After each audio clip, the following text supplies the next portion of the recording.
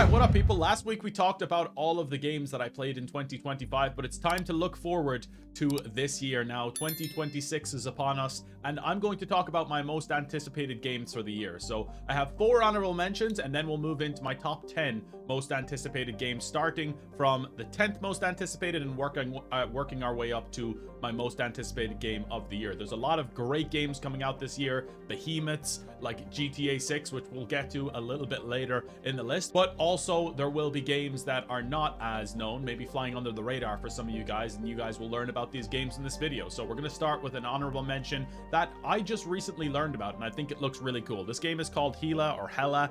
It's from the developers of Unravel. It's 1 to 4 player co-op. You can play through the entire thing either in split screen co-op, you can play through it by yourself, or you can play through it in online co-op with up to 3 other people, so 4 people total. This game is about playing as a brave mouse. You go on an enchanting 3D co-op adventure and explore breathtaking Scandinavian-inspired landscapes. Me being born in Norway, I love Scandinavian stuff, so that kind of automatically gives it a little bit of a bonus point for me. But also in this game, you will solve puzzles and be a force for good in a land where heartwarming storytelling and the beauty of nature intertwine.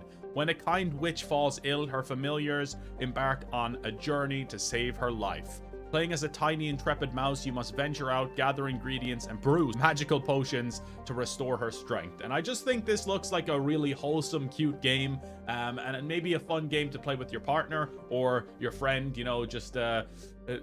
I just think it looks cute and fun, kind of similar to like an Unravel or It Takes Two or something like that, right? And there's not enough co-op games these days, so it's cool to see more co-op games coming to the forefront over the last couple of years. I think that Hazelight really kind of revitalized the co-op genre with A Way Out and It Takes Two and Split Fiction now last year as well, which was on my top games of the year for 2025. But either way, let's go on to honorable mention number 2. Let me know, by the way, if you're excited for any of the games that I mentioned, if there's a game that you hadn't heard about before that you're now excited for after watching this video, or if there's games that I've left off the list when we get deeper into it that you're excited for.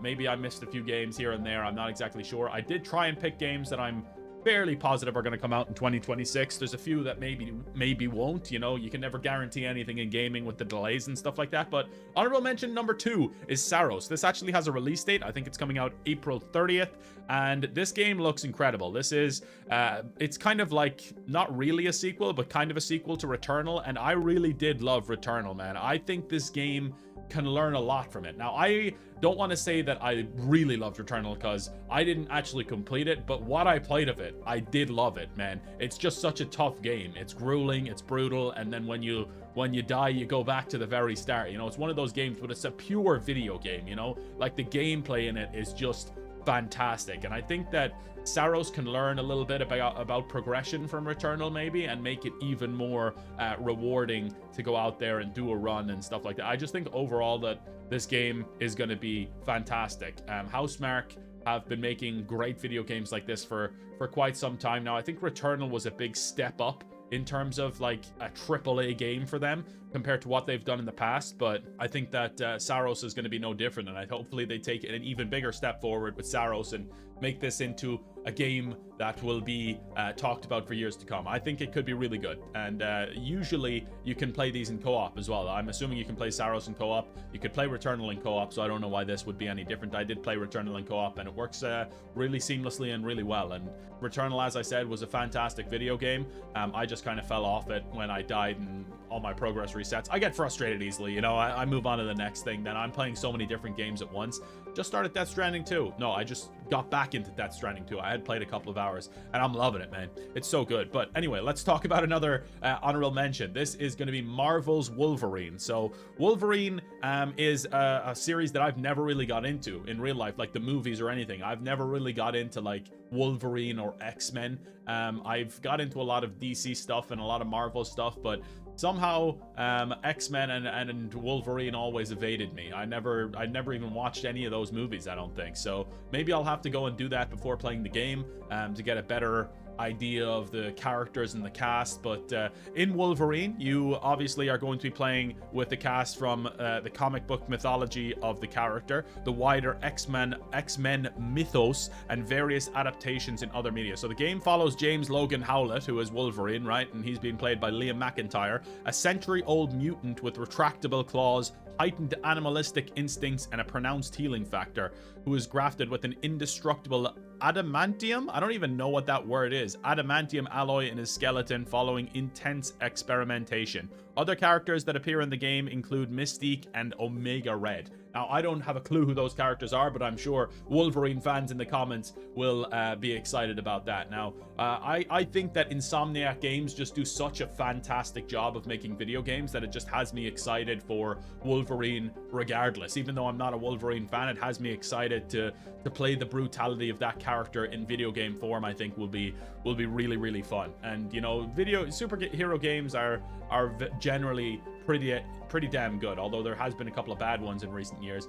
But you think of the Batman Arkham games, you think of Spider-Man. Marvel Spider-Man is fantastic, I think. So it'll be interesting to see how Marvel's Wolverine adapts into the superhero game genre, because you know, like, Insomniac just only make banger video games, to be fair. So I think that they'll do a great job. And my fourth and final honorable mention is also a Marvel product. It's Marvel 1943 Rise of Hydra. This is set in World War II, where you play as Steve Rogers, aka Captain America, and you team up with Azuri, who is Black Panther at the time, as they attempt to prevent the rise of terrorist organization Hydra. The game will be an action-adventure video game where players will control 4 characters.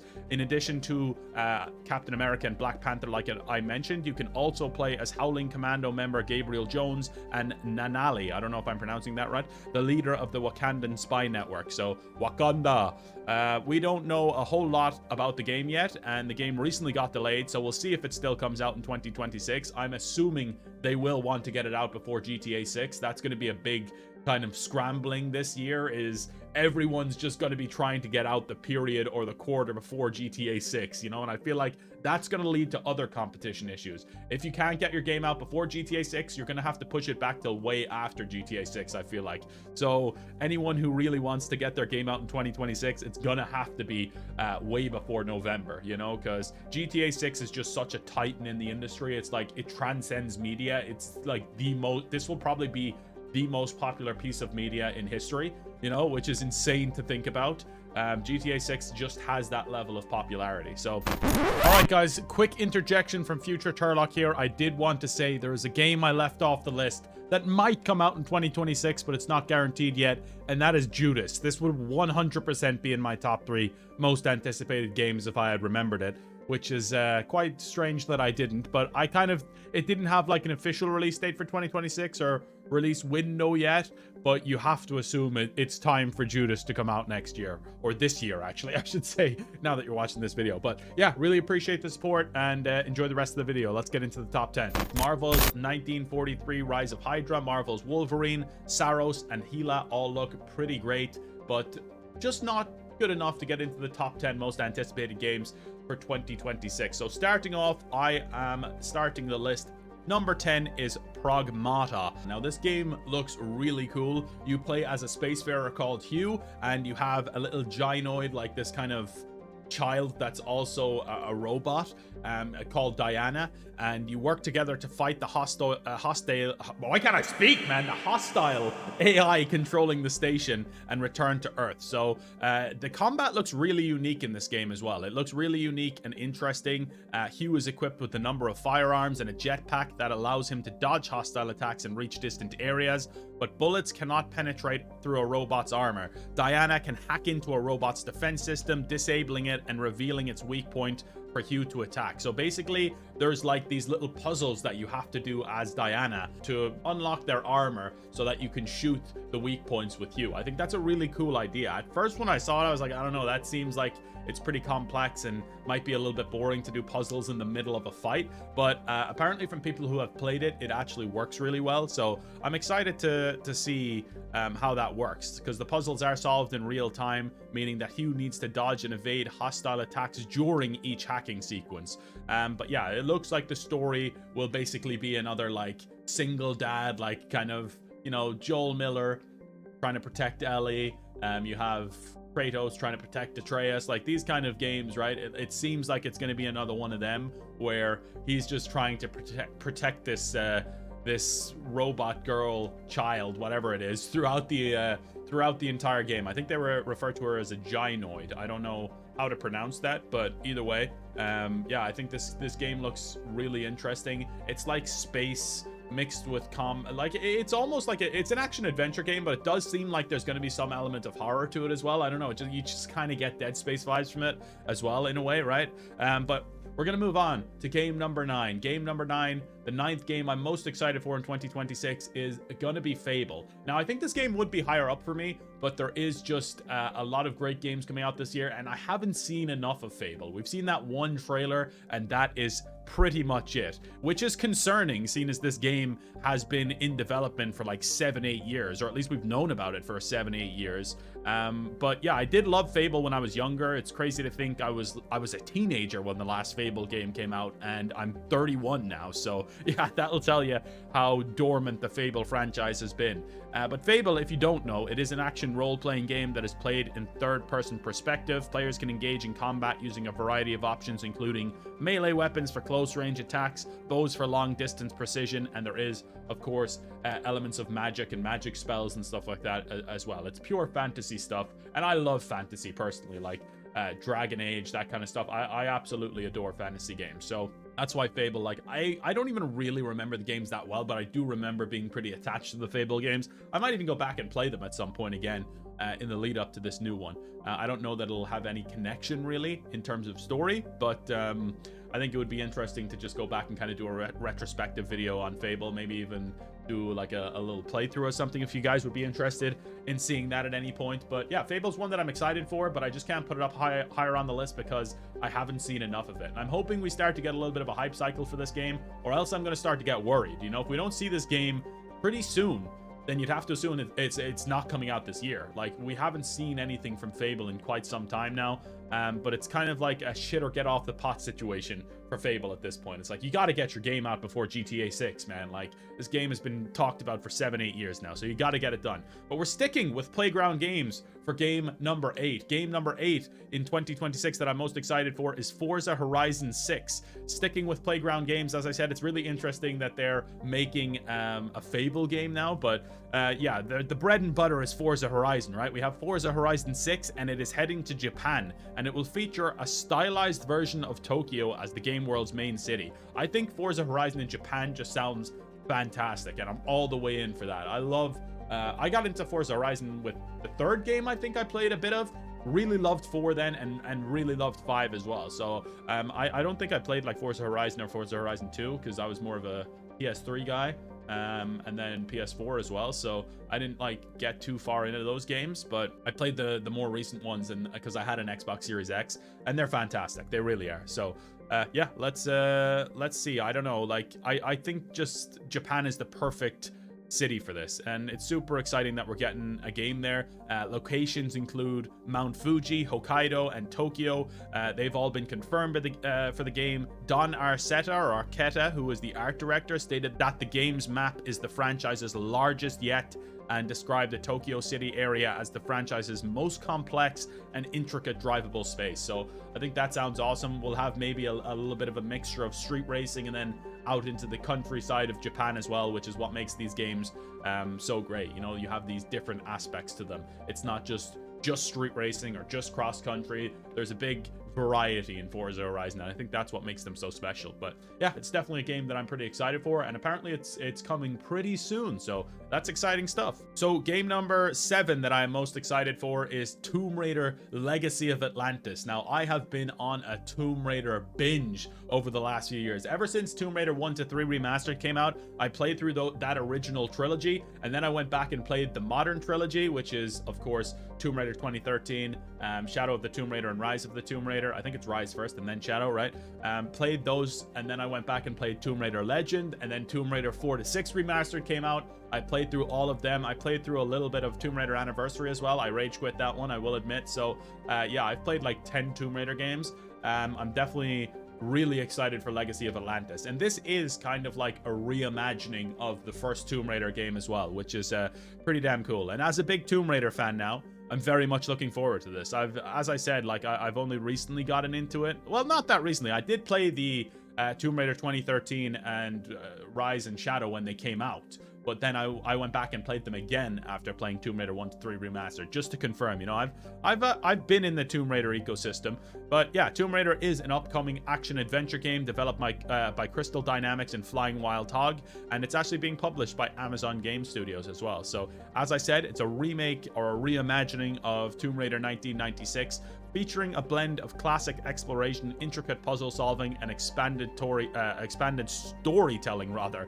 The narrative follows an experienced Lara Croft as she hunts for the scattered pieces of the Scion, an artifact of immeasurable power belonging to the lost civilization of Atlantis. Lara Croft will be voiced and performed by Alex Wilton Regan. She is a pretty decorated voice actress. She's done a lot of big games in the past. She has voiced Mass Effect 3 as Samantha Trainer, and she's done Cyberpunk 2027 as Alt Cunningham as well, which are two characters that I remember recently that she's done, but she's also been in a lot more games than that. You can look on her Wikipedia page. She has been in a lot of games. So I think that's pretty exciting, and Tomb Raider overall, it needed to come back in a bit of a different way. I feel like, you know, it's been a while since we've seen this kind of Lara. You know, you can tell that she is much more confident in herself. And and this is coming from someone who did like the Tomb Raider modern trilogy reboot or whatever, but I think people wanted this Lara back, you know, the confident, badass,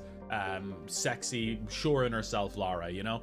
And it's exciting times ahead, because after this, then of course in 2027 we'll have a new Tomb Raider game as well. So let's move on to game number 6. Game number 6 for me is Resident Evil Requiem. Now, Resident Evil 9 is finally here, and I am ready. You will play as FBI technical analyst Grace Ashcroft, who is dispatched to investigate a series of strange deaths at Wrenwood Hotel in Raccoon City, where her mother Alyssa died 8 years prior. Meanwhile, you'll also be playing as Leon S. Kennedy, who is sent to the Midwest to investigate a series of incidents tied the former Umbrella scientists Victor Gideon.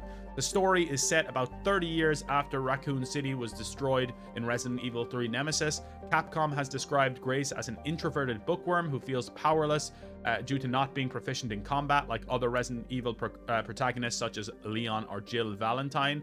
And in this game, the most exciting aspect of this game to me is you'll switch between Leon and Grace. So I think you'll be playing in two different ways, right? Grace, you'll be playing the horror aspects of Resident Evil, like Resident Evil 2 and Resident Evil Village. And then for the action parts, when you're playing as Leon, it'll be more like Resident Evil 4. So you're getting the best of both worlds. Because I think, for me, when I started Resident Evil like relatively recently, when the Ori 2 remake came out, that was the first Resident Evil game that I played, right? Since then, I've played the Ori 3 remake, I've played Resident Evil Village, I've played Resident Evil Biohazard. Is that the same one? Yeah, I think that might be the same one. But Resident Evil 8 anyway, and I've played a few more as well. The Resident Evil 4. I played Resident Evil 4, not the remake version. I played like before, just before the remake came out. I played Resident Evil 4. I liked Resident Evil 4, but I didn't love that it wasn't really a horror game. It was more an action game than a horror game to me, and that was something that I didn't really love that much. So I think the aspect of having that there, but still having the horror aspects as well as Grace, is something that's going to be really intriguing and really fun, right? So I think that's something that's probably the part that's exciting me the most about Resident Evil Requiem, right? Sorry, Resident Evil 7 is Biohazard. I played Resident Evil 7 and Resident Evil Village. Yes, Resident Evil Village is 8. I'm stupid. I couldn't remember the names there for a second. I was like, is it Biohazard Village? That doesn't really make much sense. But yeah, I'm really excited for both. As I said, like, Resident Evil 4 wasn't my favorite of the Resident Evil games, just because I feel like it was more of an action game, and that kind of seems like it was the case for a few people. Like, it was divisive. It was a really well-loved game, don't get me wrong, but certain people didn't like the direction that took the franchise in, right? So having the best of both worlds here with Resident Evil bloody Requiem, I couldn't remember the name there for a second. And this is coming out relatively soon as well. You know, it's coming out early in the year. It's coming out in February. So be excited for this one. Looking forward to absolutely shitting my pants. And I will definitely be doing a playthrough here on the Hound channel as well at some point. Probably right as it comes out. I'll try to do a playthrough as it comes out. I think that'll be a really fun one to do. All right, now we make our way into the top 5. My 5th most anticipated game for 2025 is Crimson Desert. Now, this one looks incredible. It almost is a game that I thought, like, this looks too good to be true when the first trailer came out. And then as they kept going and kept making trailers and we kept seeing gameplay, I'm like, maybe this just is the game, you know? Maybe this is the game. Maybe it's going to be that good. But yeah, this game was originally designed as a prequel to Black Desert Online. And it's still going to be designed in the same world, but they've changed it into a single-player action RPG now. So Black Desert Online is an MMO, if you don't know. I've played quite a bit of it in the past, maybe 5-6 hours, not a crazy amount or anything like that, but 5-6 hours, so I know what it's all about, right? But yeah, it's turned into its own single-player standalone title now, and it seems like that was an absolutely great decision because this game looks incredible. Crimson Desert is set in the open world fictional continent of Pyvel, or Pywell, I don't know how it's pronounced, but it's a medieval fantasy world affected by multiple conflicts and mysterious forces. Players control Cliff, a member of the Greymanes, as he navigates a world populated by rival factions, mythical creatures, and arcane forces. I'm continuously shocked by the scope of this game, though, and I did say, like before, that I think it's almost like this too good to be true thing, but everything I hear about it is positive somehow. So if you're a fantasy like me, fantasy nerd like me rather, I think you're absolutely gonna love this one. And in addition to combat, the game offers like all of these different things you can do, like fishing, cooking, crafting, and hunting. So kind of like these things that you would expect in an MMO, probably because it was designed that way at the start, right? You can do in this game. But it's going to be a really in-depth action RPG, you'd have to assume, right? But the open world is designed to be seamless and immersive, encouraging exploration and interaction with its inhabitants and environments. So yeah, I do think that this one maybe might live up to the hype, and that's something that really excites me. You know, it's a big open world. It's got big shoes to fill, I feel like, now with all the hype surrounding this game. But I think that this game can do it, and even if it pulls off like 3/4 of what we expected it to, right? I think it's going to be a huge success. So yeah, Crimson Desert. I don't think there's an exact release date for Crimson Desert yet, but it's supposed to be coming out in 2026, and I think it looks absolutely incredible. Let's move on to game number 4, and game number 4 for me is 007 First Light. So this game, from what I've seen so far, is absolutely incredible. The state of play deep dive, the game looks like a blend of the modern IO Hitman games and Uncharted, which Uncharted I just started on the channel. I'm going to do a playthrough of the modern Uncharted games, the only Uncharted games. I'm starting with Uncharted 1, going to Uncharted 2, Uncharted 3, Uncharted 4, hopefully. So if you're interested in that, check out my first video that I did. I did a part 1 for Uncharted Drake's Fortune. I'll be doing long videos for Drake's Fortune because I know it's not people's favorite game, and I'll be moving on to Uncharted 2 after that as well. So that's probably a lot of people's favorites. I think 4 is still personally my favorite. I don't know why we're talking about Uncharted now. I'll take any excuse I can get to talk about Uncharted,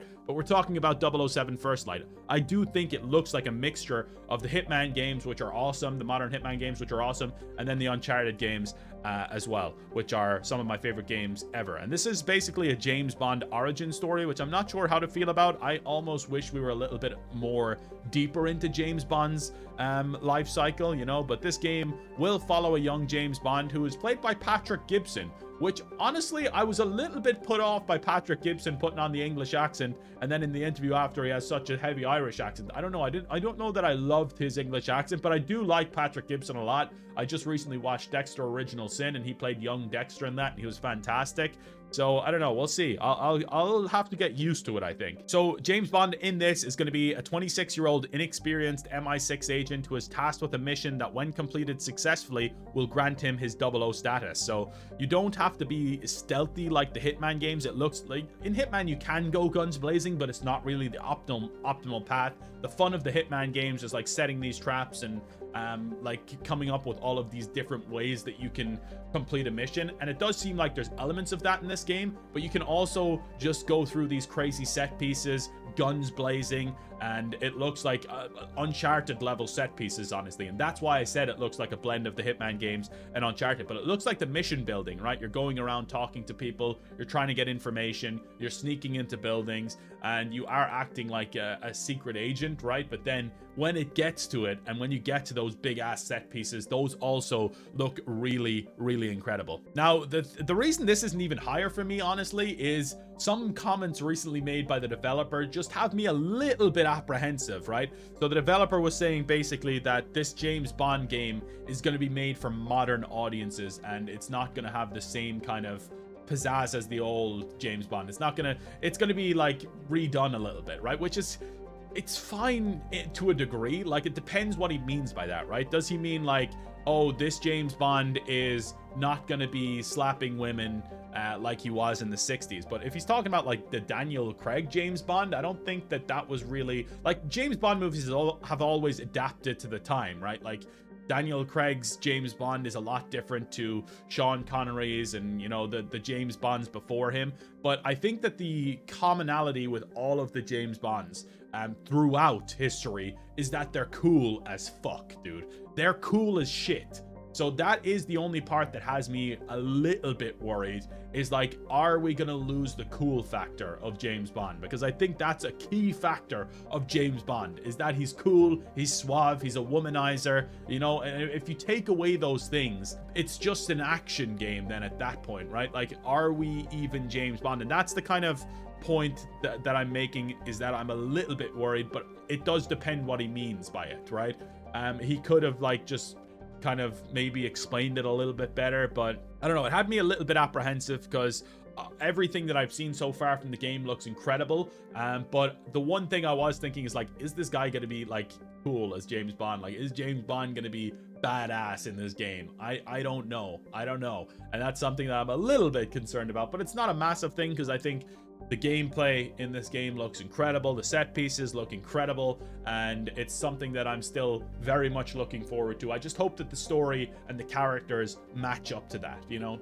So yeah, 007 First Light is coming this year, and it looks really, really cool. The deep dive looked awesome, and something that I'm really, really personally excited about. So let's move into my top 3, and kicking off the top 3, a game that is probably going to be number 1 for the majority of people. Game number 3 for me is GTA 6. Now, I've never been into the GTA games as much as some other people. Now, that, don't get me wrong, I don't think they're bad games. I love the GTA games still, but you know, a lot of people see GTA as like the greatest franchise ever, their favorite games ever, and I don't see it as like something like that. Like, Uncharted for me is my favorite franchise ever, and GTA doesn't come close in terms of my personal enjoyment to a franchise like that. But the GTA games are great. GTA 5 I played and really enjoyed. GTA 4 I played and loved recently, actually. I played GTA 4 last year on the channel, I think, and had an absolute blast playing that. Like, GTA 4 kind of had a different tone, like a more of a darker humor tone to it than GTA 5, and I think it was really, really well done. Now, GTA San Andreas has always been a favorite of mine as well. GTA Vice City is great, of course, but yeah, I've never been like as into it as other people, where I think like every GTA game is like in my top 10, that kind of thing. You know, it's not like that for me, but these games change the way that the gaming landscape looks, though. That's the thing. Like, Rockstar games in particular, they just evolve in ways that you don't think is possible at the time, right? And I think that's something that I'm really excited about. Like, this is a $1 billion game, right? I have to appreciate the sheer level of power this game has in the gaming industry, and it's hard to explain how popular this game is, right? It as I said earlier, it transcends media. And so far, what I've seen of GTA 6 looks absolutely awesome. I love the idea of the romantic criminal duo of Jason and Lucia, the kind of Bonnie and Clyde thing they have going on, and the fact that it's the most expensive game ever developed. And you can see that in the trailers. Like, when you look at the trailers, you can see where the money's gone. Like, each individual character looks unique and looks like beyond realistic, right? It's incredible how well done everything is. Like, the scene on the beach, like, you see all of these different body shapes and the different ways that they walk and talk, and it's just like, it is incredible what this game is doing, and I'm really looking forward to seeing how they put that into action. Now, there has been a lot of reshuffling with the development and kind of the Hauser brothers and stuff like that, so it is a little bit concerning in the story department. So we'll see how that all shakes out. I'm sure that GTA has the funds to get the best people in the best positions, and it's still going to be an incredible game, right? So yeah, GTA 6 is going to be number 3 for me, and I'm sure a lot of people in the comments will be saying it's their most anticipated game of 2026. All right, and game number 2 is going to be the Blood of Dawnwalker. This is a new game from the developers of The Witcher. A lot of the developers of The Witcher have branched off and started this studio where they are making a new game called The Blood of Dawnwalker. Now, this is an open world dark fantasy action RPG set in 14th century Europe. You play as Cohen, human by day and vampire by night. So you're fighting to save your family in a story shaped by your actions and the secrets you uncover. And in the trailer, you can already see the influence of The Witcher. Like, just walking through the cities, you can see the influence of The Witcher. And The Witcher is one of my favorite video game franchises of all time. The Witcher 3 in particular, one of my favorite video games ever. So yeah, 14th century Europe sounds pretty incredible. There's going to be bloody conflicts that are sweeping the lands, and the Black Death that comes for the survivors. It's a moment of weakness, and that's all they needed. Vampires seize their opportunity to walk out of the shadows and claim what they've been denied for centuries: freedom and the power that comes with it. So other creatures of the night follow their lead, legends turn into reality, and history as we know it will never be the same. So as I said, you play as Cohen, a young man turned into a Dawnwalker, forever treading the line between the world of day and the realm of night. So this kind of different day and night cycle that you're gonna have with this game, I think that sounds really interesting and fun. You have to fight for your humanity, or you can embrace the cursed powers to save your family. So whatever you choose, the question stands: is your soul worth the lives of those you love? I think that aspect is so incredible. Like, you have to choose whether to lean into becoming further a vampire to save your family, or are you going to try and embrace your humanity? Like, I think it's going to be tough choices ahead in this game. But I think overall, the reason I'm so excited by this is just watching that trailer and feeling the atmosphere of The Witcher there, the Witcher devs, and it's something that gets me really pumped up. I don't think this is going to be a perfect game. It does look like in some areas that the frames aren't great and stuff like that, but it just looks like this game has so much character, and it's a game that I am personally very excited about. And maybe you guys haven't heard of this one. If you have and you're excited for it, let me know down in the comments down below. But we move on to game number 1. The game that I am most excited for in 2026 is Control Resonant. Now, yeah, Control, dude. These developers, Remedy Entertainment, are just fantastic, man. They've become one of my favorite developers recently with the release of Alan Wake 2. Like, I absolutely adored Alan Wake 2. I love the first Alan Wake as well. Loved Control, loved Quantum Break. Like, everything they make, I really enjoy. They do things in a way that is very unique. Like, their games are weird. They're not gonna appeal to everyone. They're weird and wacky, but they're incredible. Like, the depth of these stories, the weirdness of the game is just, it's on another level with Remedy, I feel like. But the great thing about Control Resonant as well is it doesn't seem like they're just, you know, making another Control. They're completely changing the playbook with this game. They're changing this game from a third-person shooter to an action RPG, basically, like an action role-playing video game. Now, you will play as Dylan Faden, who's Jesse Faden's sister, the girl you played as in the first Control game. You play as him, and you have this like completely different set of powers. You're more of a brute. You go in there with bloody sledgehammers, and you can use brutal melee attacks, it looks like, in the gameplay, right? But yeah, you're also trying to stop these otherworldly forces from consuming the whole world after they escape containment from the Federal Bureau of Control into downtown Manhattan. So this game is kind of coming out of the old house, and you're going into Manhattan and New York. So I think this is something that's really intriguing. They're like completely changing the playbook for the sequel here. This game places an emphasis on melee combat, like I said, with Dylan wielding a weapon called the Aberrant, which can shapeshift into different forms. Remedy described Resonant as an open-ended game, with the player being able to explore the city and complete optional quests and objectives. I don't think it's going to be open world. I think it's going to be more like semi-open world, right? Because I don't think Remedy have really ever made like an open world game. Even Alan Wake 2, like, there was a lot where you could kind of go and explore these different places places, but it's not like an open world game, right? I think that's going to be the same thing with Control Resonant. But overall, I think this game looks fantastic. It looks just like Remedy are coming back fully to form again after FBC Firebreak was such a bust, right?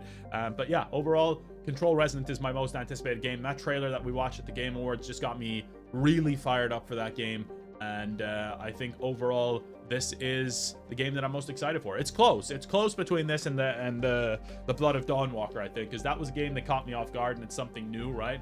Whereas Control is like, it's a sequel, but it's such a different sequel to the original. Like, it feels so different to the original that it was enough for me to be like, hell fucking yeah. So yeah, that's the games that I'm most excited for in 2026. I'd love to know all of your lists down below, and really excited about 2026 with the Hound channel as well. Like, we're gonna have so many great games to play on this channel, and yeah, playthroughs, reviews, whatever you guys want to see, let me know down in the comments.